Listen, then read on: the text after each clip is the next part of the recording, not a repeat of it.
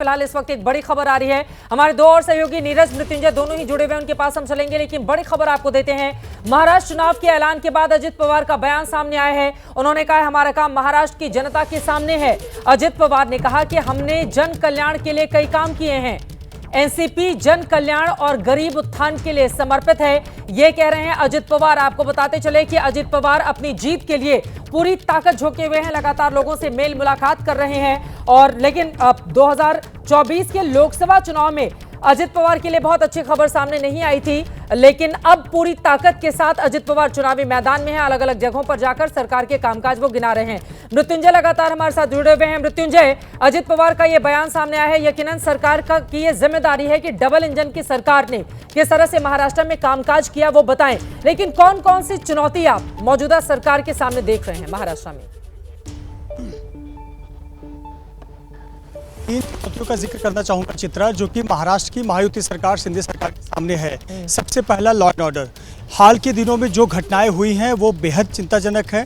कोई नहीं भूला है कि किस प्रकार से भीड़ भाड़ वाली जगह पर दशहरा रैली के जैसे दशहरा के उत्सव के बीच बाबा सिद्दीकी एक बड़े नेता पर फायरिंग हुई, शूटआउट हुआ, हत्या कर दी गई।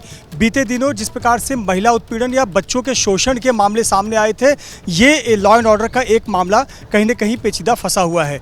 दूसरी जो चुनौती है वो है आरक्षण को लेकर, मराठा आरक्षण और ओबीसी कोटे में मराठाओं का आरक्षण। ये जो मुद्दा है ना, ये गले की हड्डी है किसी भी सरकार या किसी भी पार्टी के लिए।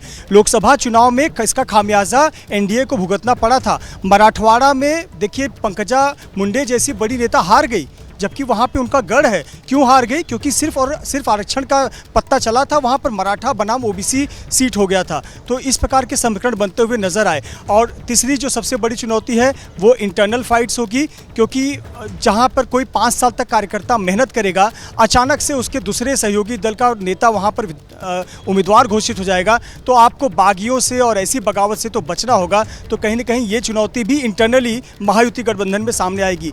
ये तीन बड़े फैक्टर्स असर डालने वाले हैं। हालांकि किस तरह से इसको लेकर मैदान में उतरते हैं और अपने आप को किस प्रकार से प्रेजेंट करते हैं, ये देखने वाली बात है। कुछ एडवांटेज भी हैं, उसका भी छोटा सा जिक्र कर दूं।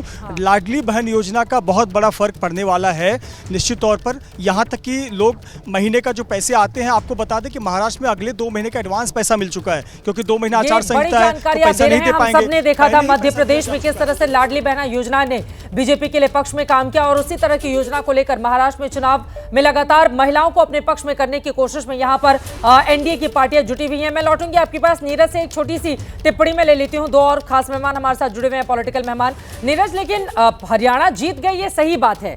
हरियाणा का जीत जिसने बहुत उत्साह, उमंग, उल्लास से भर दिया है भारतीय जनता पार्टी को, लेकिन जरूरी नहीं है कि हरियाणा वाली स्थिति बाकी राज्यों के लिए भी रहे। उसके लिए आप बीजेपी दफ्तर में मौजूद हैं, क्या अलग करने जा रही है वहां पर भारतीय जनता पार्टी अपने एनडीए सहयोगियों के साथ?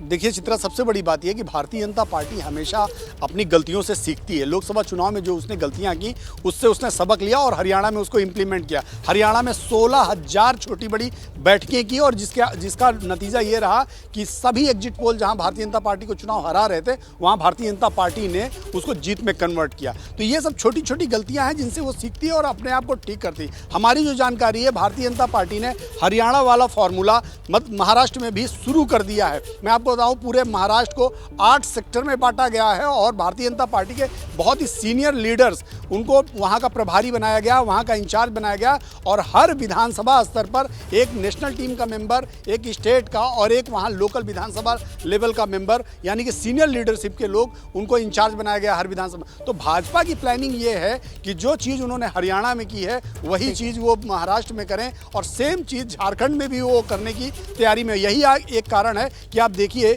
महाराष्ट्र में 2 सीनियर कैबिनेट मंत्री, यानी कि भूपेंद्र यादव और अश्विनी वैष्णव, इनको वहां पर लगाया गया है एज ए इलेक्शन इंचार्ज। इसी तरह झारखंड में आप देखिए शिवराज सिंह चौहान एक मुख्यमंत्री रहे हैं, और दूसरे हिमंता बिस्वा शर्मा जो असम के मुख्यमंत्री हैं, दोनों बहुत ही सीनियर लीडर हैं और चुनाव लड़ाने का लंबा अनुभव है, दोनों को वहां लगाया गया। तो ये बीजेपी की दरअसल उसी प्लानिंग का हिस्सा है कि वो अपने आप को कैसे कन्वर्ट करे हार को जीत में, और कैसे अपने संगठन को मजबूत, क्योंकि बीजेपी की जो सबसे बड़ी ताकत है वो उसका संगठन है, और उसको बाखूबी समझते भी हैं। जी चित्रा। इसी ताकत की परीक्षा भी होनी है और परीक्षा में कौन पास होगा ये देखना दिलचस्प रहेगा 23 नवंबर को जब नतीजे आएंगे। जल्दी से अपने दर्शकों को मैं बता देती हूं, उसके बाद शाजिद जी मैं फौरन आपके पास आऊंगी।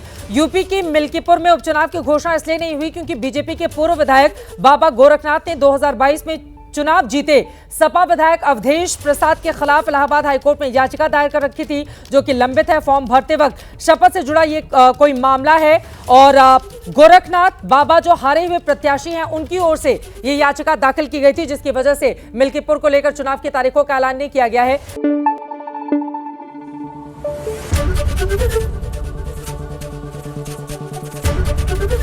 एबीपी न्यूज आपको रखे आगे।